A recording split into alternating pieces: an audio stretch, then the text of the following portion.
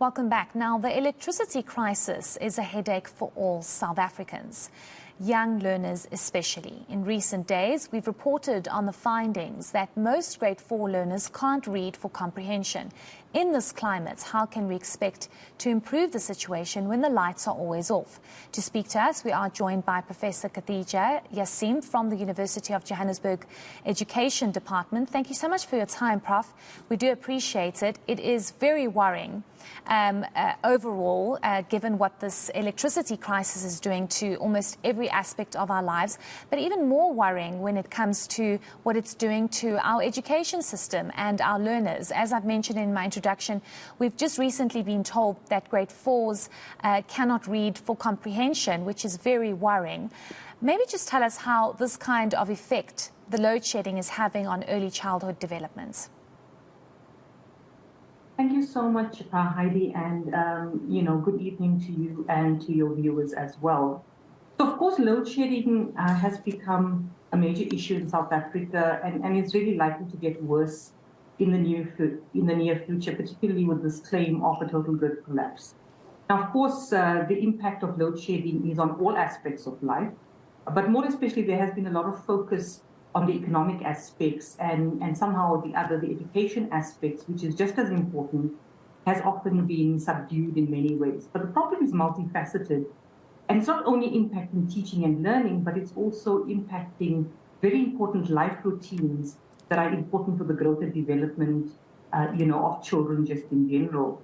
Now, of course, as you correctly mentioned, not only did the pandemic impact our education system, in that our kids had a lot of loss of learning time, but we also had the current recent Pearl studies that show that our kids are, really struggling with literacies, with 81% of them not being able to read for meaning. So this is just an indication that our education system is actually deteriorating at a rate that needs urgent attention. Now, of course, if you look, at how load shedding is already affecting an education system in crisis, one can say that it's jeopardizing the learning outcomes because it hinders learners' knowledge, it hinders their skills development both at home and at school. It also disrupts their learning processes because there's lots of instruction time, and because there is this, anxiety over the kind of learning losses that learners are experiencing. You are finding that this also causes additional stress to all concerned, including teachers, parents, and of course the learners themselves. At schools, the schedules are being interrupted. It's causing a strain on the school calendar. It requires our teachers to also modify how they engage with learners in the classroom. They have to modify their instruction. Sometimes they have to, re-innovate the curriculum. And of course, assessment, the big one that is negatively impacted just overall. So now, although there's a huge digital divide, No, go ahead. So definitely because of a huge digital divide, sometimes one thinks that technology, may not necessarily be a huge impact for everybody, but certainly in areas where audiovisual aids, digital presentations, and that kind of thing, is available for teachers to use, it becomes all the more difficult for learning to become interactive and to, develop into what is required for the 21st century. And so with that, load shedding sort of impacts not only just the normal learning process, but anything that would use technology becomes, highly affected, which means that in effect, teachers must plan for two modes in these kinds of circumstances. One mode in which if everything is the lights are on, we can, engage with technology. If the lights are not on, there must be a plan B.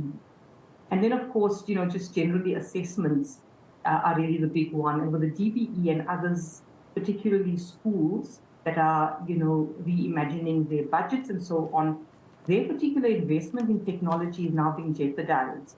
Because, what's the point of having all these smart boards and all these wonderful technologies at school, and kids and teachers are unable to use it? And of course, the ripple effect on what's happening in the homes as well.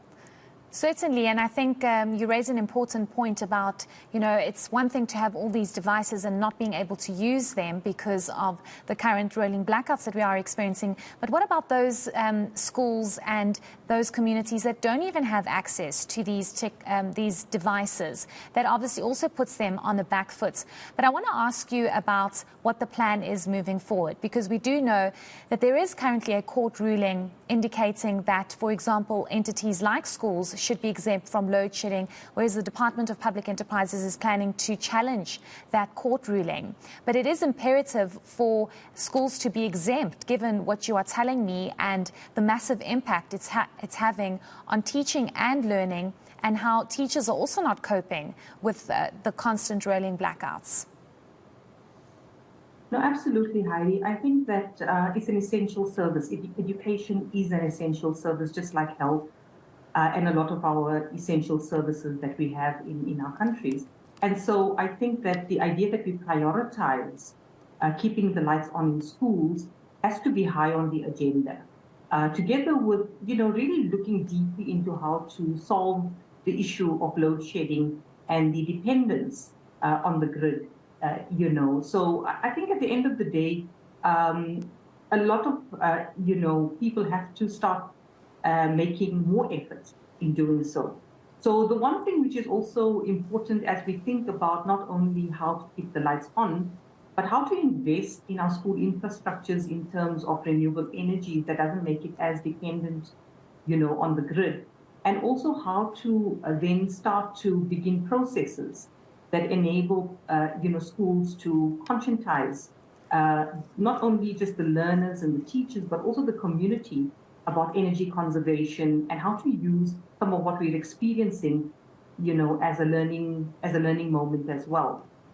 So those are things that I think are highly possible, and it's in my opinion, and I think the opinion of many others, that if anything at all, together with hospitals and other spaces, schools should be given priority in terms of us, keeping the lights on there to facilitate, learning, but then also to support our learners who may not necessarily have, that luxury at home as well. So there's a lot of our learners out there who don't have parents who can afford, the additional infrastructure and solar paneling and inverters and so on.